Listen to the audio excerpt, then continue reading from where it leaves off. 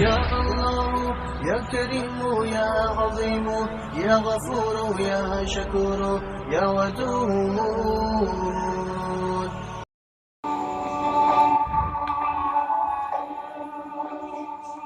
قبل از اسلام خواتین کی حالت زار. عمومی حالت. عالم بشریات کے علماء کا کہنا ہے کہ زرخیزی کے مت کے شروع ہی میں مردوں نے اپنی بہیمانہ قوت کے بلبوتے پر عورت پر غلبہ پا لیا تھا اور اس کو اس قدر دردماندہ بنا دیا کہ اسے کبھی دوبارہ ابھرنے کی جرت نہ ہو سکی اور اس نے اپنے بارے میں صنف نازک اور اپنے کمزور ہونے کی مبینہ حقیقت کو تسلیم کر لیا تھا۔ معاشرت کے جتنے قوانین تھے، تمدن کے جتنے اصول تھے، وہ سب مردوں نے بنائے تھے جو ان کی برتری اور عورتوں کی کمتری حیثیت والے تھے۔ عملاً ان کو انسانیت کے دائرے سے خارج سمجھا جاتا تھا۔ تہذیب کے کئی مراکز میں یہ بحث جاری تھی کہ آیا عورتوں میں روح بھی ہوتی ہے یا نہیں۔ عورت جب تک مائکے میں رہتی تھی وہ مائکے والوں کی کنیز سمجھی جاتی تھی۔ شادی کے بعد سسرال والوں کے ہاں بھی اس کا کوئی مقام نہ تھا، بلکہ اسے صرف سلسلہ تولید بڑھانے کا ایک ذریعہ سمجھا جاتا تھا۔ اس کے حقوق کا انحصار صرف شوہر کی مرضی پر موقوف تھا۔ اگر وہ خوش اور راضی ہے تو اسے اچھی حالت میں رکھتا تھا، ناراض ہوتا تو اسے دنیا کی ہر تکلیف اور اذیت پہنچانے کا حق رکھتا تھا۔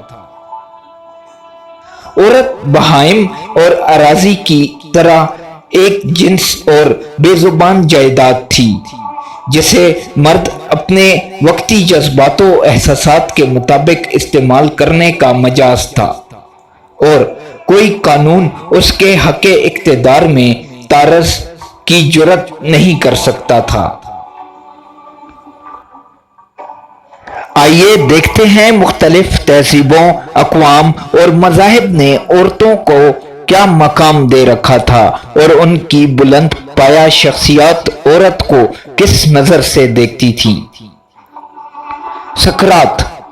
ہم سب سے پہلے یونانی تہذیب سے آغاز کرتے ہوئے سقراط سے بات شروع کرتے ہیں، جس کا کہنا تھا کہ عورت کو ایک بار اگر مرد کے برابر تسلیم کر لیا گیا تو وہ کبھی مرد کے سر سے نہیں اترے گی۔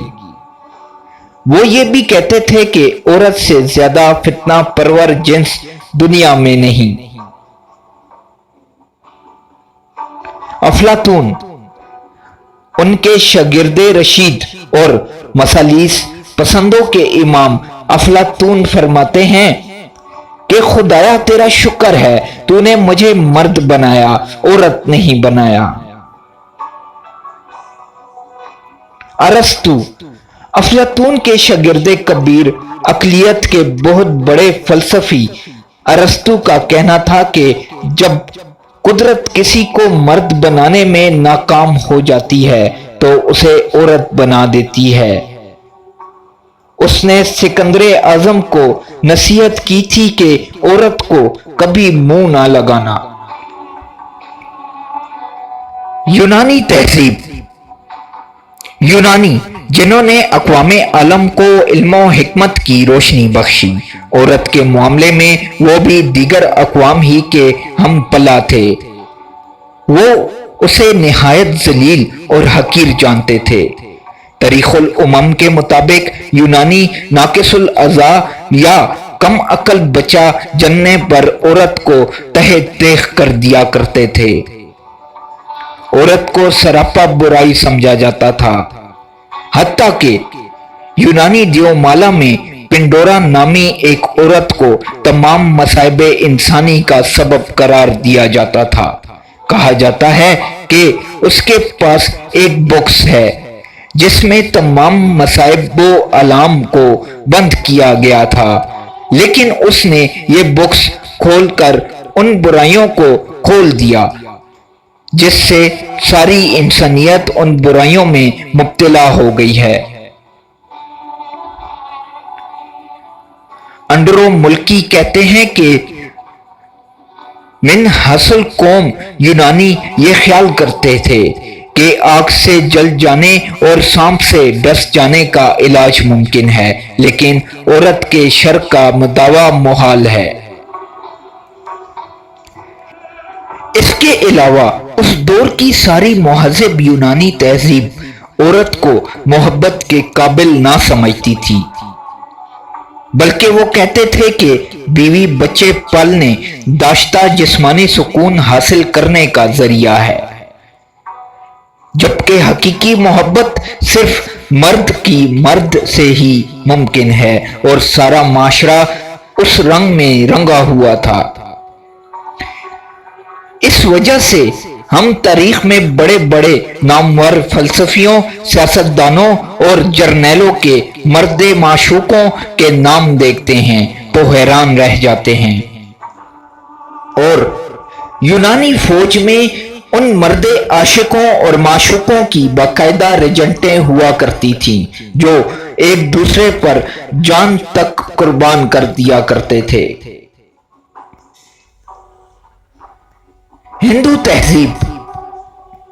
हिंदुस्तान में औरत की कोई हैसियत ना थी और ना उसको किसी किस्म के हुकूक हासिल थे, ना उसको चुनाव का हक हासिल था, बल्कि यह हक वालिदैन के पास था। शादी के बंधन में बंधने के बाद वो अलग ना हो सकती थी और ये मुस्तकिल और दायमी बंधन था।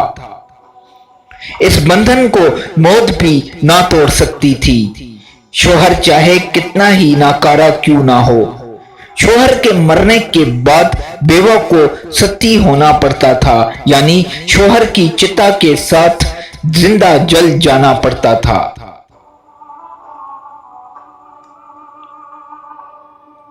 अगर कोई औरत चिंता की आग से भाग निकलती तो उसे शोधरों के हवाले कर दिया जाता था। इस ज़मन में एक पंजाबी ज़रबुल मिसल या आखां भी मशहूर है कि चखां तो लथी ते चूड़ियां जोगी होई। इस रस्म कबी को अंग्रेजों ने आकर जबरदस्ती खत्म किया। शोहर के मरने के बाद बेवा को दूसरी शादी का हक न था, ख्वाह वो कितनी ही कमसन या नो मर क्यों ना हो। हिंदू तहजीब और मजहब में एक औरत को कई भाइयों की बीवी बनाया जा सकता था, जैसे द्रौपदी जिसको पांडु भाइयों ने जुए में कौरव ब्रदरान के आगे हार दिया था और जिसको वो घसीटते हुए ले गए थे। हिंदुस्तान के मशहूर फलसफी मनु कहते थे कि औरत सगरसनी में बाप की मती, जवानी में शोहर के ताबे और बुढ़ापे में अपने बेटे की दस्ते नगर होती है। कानून मनु के मुताबिक कोई औरत इस काबिल नहीं कि आजाद हैसियत में खुद मुख्तारी की जिंदगी बसर कर सके।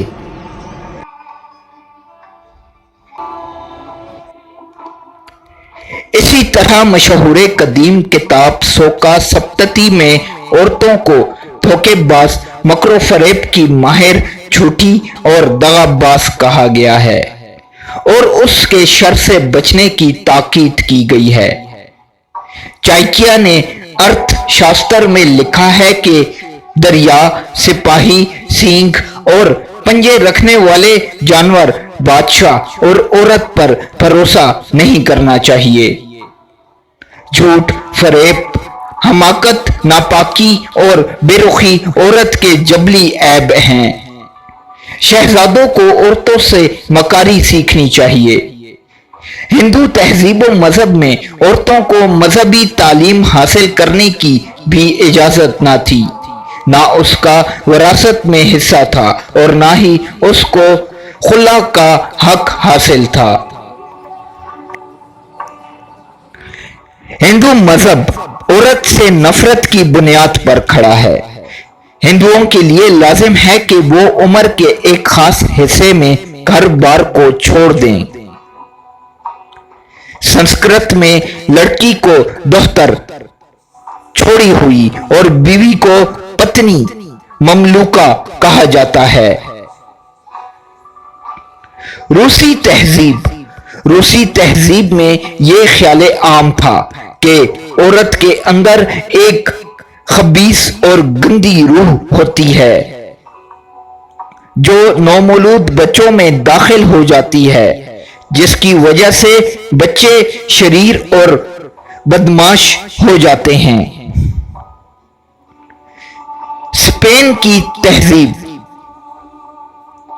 اسپین کے لوگوں کا یہ عقیدہ تھا کہ عورت خواہ کتنی ہی شریف کیوں نہ ہو، کسی حال میں بھی قابل اعتماد نہیں، لہذا اس پر کوئی کام نہیں چھوڑنا چاہیے اور نہ ہی اس کے کسی مشورے پر عمل کرنا چاہیے۔ چینی تہذیب، چینیوں میں یہ ضرب المثل مشہور تھی کہ عورتوں کی بات تو سن لینی چاہیے لیکن ان کے کسی مشورے پر ہرگز عمل نہ کرنا چاہیے، خواہ وہ کیسا ہی نیک مشورہ کیوں نہ ہو، کیونکہ عورت کی نیکی میں بھی برائی موجود ہوتی ہے۔ چین کے بہت بڑے فلسفی اور ایک مذہب کے بانی کنفیوشس کا عورت کے بارے میں یہ کہنا تھا کہ عورت کا جو قدم آگے بڑھ جائے اسے واپس لانا شاید قدرت کے بس میں بھی نہیں رہتا۔ رومن تہذیب کے اولین دور میں عورتوں کو کافی آزادی حاصل تھی اور انہیں کچھ اہمیت بھی حاصل تھی۔ وہ اپنا کاروبار کر سکتی تھیں، خرید و فروخت کرتی تھیں، لیکن پھر آہستہ آہستہ حالات بدل گئے اور عورتوں کی آزادی سلب کی جانے لگی۔ سب سے پہلے باپ اور شوہر کو یہ اختیار مل گیا کہ وہ جب چاہیں اس کو گھر سے باہر نکال سکتے ہیں، حتیٰ کہ شوہر کو بیوی کے قتل کا حق حاصل تھا۔ عورت کا مقصد صرف خدمت اور چاکری تھا۔ اس معاشرے میں عورت کی گواہی کو معتبر خیال نہیں کیا جاتا تھا۔ عورت کی حالت زار کا اندازہ ہم رومن تہذیب کے ایک فلسفی اور شاعر و رجل کے اس قول سے لگا سکتے ہیں۔ اس نے کہا تھا کہ عورت متلون مزاج، بد فطرت اور بے اعتبار ہے۔ مذاہب اور عورت، ہم دیکھتے ہیں کہ اقوال اور تہذیبوں کی طرح مذاہب عالم نے بھی عورتوں کو صحیح عزت نہیں دی، لیکن وہ مردانہ شاو نظم کے حامی اور عورتوں کی ذلت کے درپے رہے ہیں۔ اکثر ادیان میں عورت کی حیثیت ایک جنس کی تھی، جس کی ملکیت کا حق مرد کے پاس تھا۔ زر زمین کے ساتھ ساتھ زن بھی ذاتی املاک میں شامل تھی اور پھر اس کو وجہ فساد بھی خیال کیا جاتا تھا۔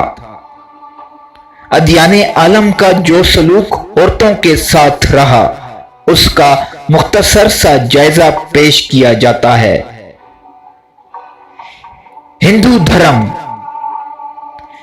دھرم کے مقدس ترین قانون کے مطابق عورت کا درجہ شودر سے بھی بدتر اور بالکل چوپایوں کے برابر تھا۔ اسے عقل و شعور سے عاری سمجھا جاتا تھا، وہ وراثت سے بالکل محروم اور عبادت کے حق سے بھی محروم تھی۔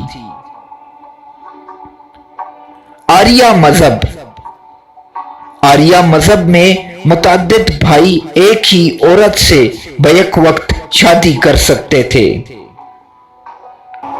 بت مت کی بنیاد بھی عورت سے نفرت پر ہے۔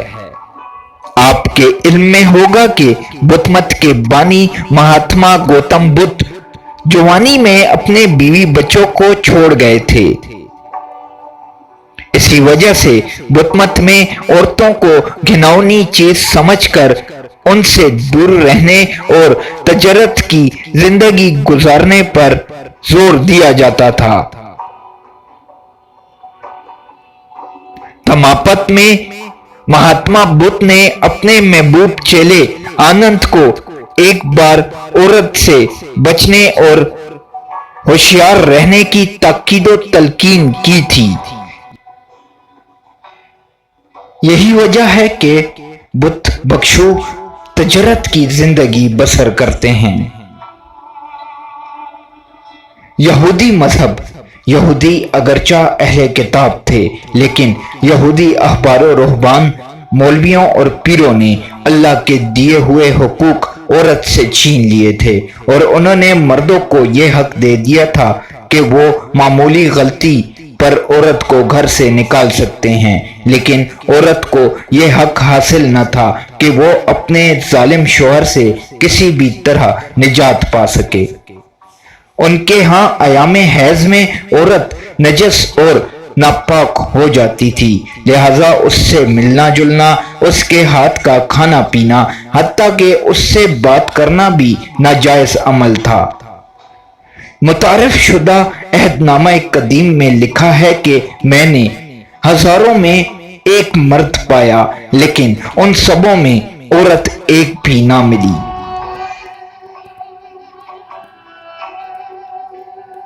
یہودیت میں عورت کو مکار، بدنیت اور نسل انسانی کی دشمن سمجھا جاتا ہے، حتیٰ کہ بائبل میں بہشت سے نکلوائے جانے کا الزام بھی حوا علیہ السلام کے سر رکھ کر اس کو مجرم گردانا گیا ہے، اور اس کے جرم کی پاداش میں حوا علیہ السلام کی بیٹیوں کی قسمت میں ہمیشہ کی ذلت و تکلیف اور غلامی لکھی گئی ہے۔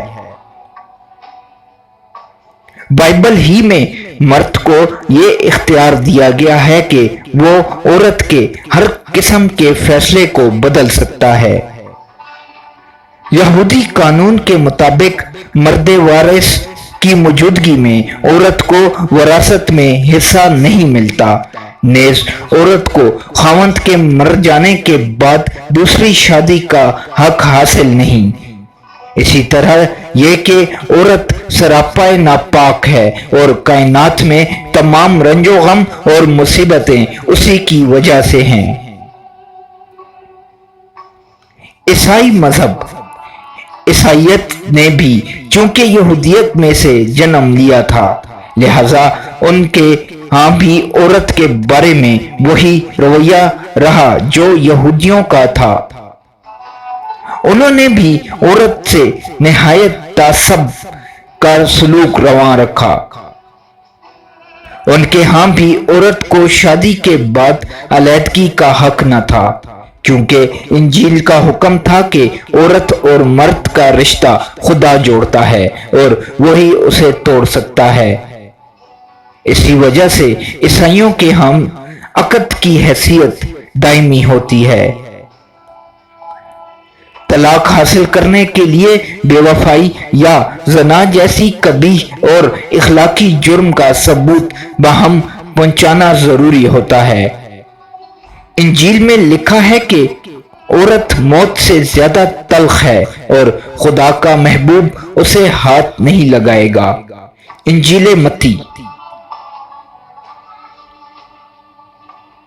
برنارڈولی کا کہنا تھا کہ عورت شیطان کا آلہ ہے، جبکہ یوحناد مشکی کا قول ہے کہ عورت مکر کی بیٹی اور امن کی دشمن ہے۔ ترتولیان ایک مسیحی رہنما ترتولیان کے بقول عورت شیطان کے آنے کا دروازہ ہے۔ وہ شجر ممنوعہ کی طرف لے جانے والی اور خدائی قانون کو توڑنے والی اور مرد کو غارت کرنے والی ہے۔ پولس رسول کے خطوط سے پتہ چلتا ہے کہ हवा अलैहिस्सलाम ने शैतान से फरेब खाकर आदम अलैहिस्सलाम को फिसलाया। क्राइसोस्टम के ख्याल में औरत एक नागुज़ीर बुराई, एक पैदाइशी वसवसा, एक मरगूब आफत और एक आरास्ता मुसीबत है जिससे बचना मुश्किल है।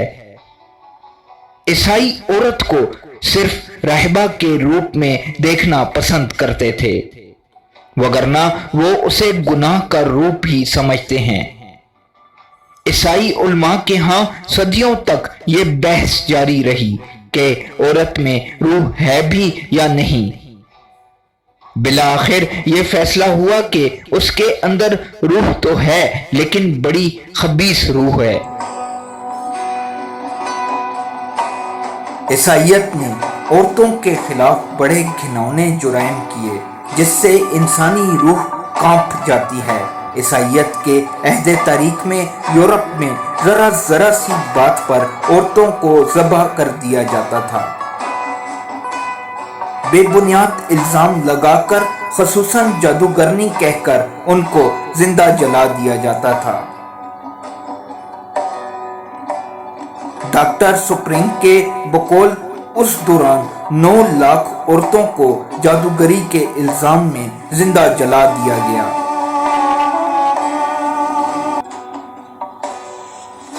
अलेक्जेंडर शशम ने 1494 ईस्वी, लुई धम ने 1521 ईस्वी में और ड्रेन शशम ने 1522 ईस्वी में जिस बेदर्दी से औरतों और उनके बच्चों को जादूगरी के इल्ज़ाम में ज़ब्ह किया और जिंदा जलाया, उनके खून से यूरोप की तारीख के कई सफ़हात रंगीन हैं जो अहले यूरोप को हमेशा शर्मसार करते रहेंगे।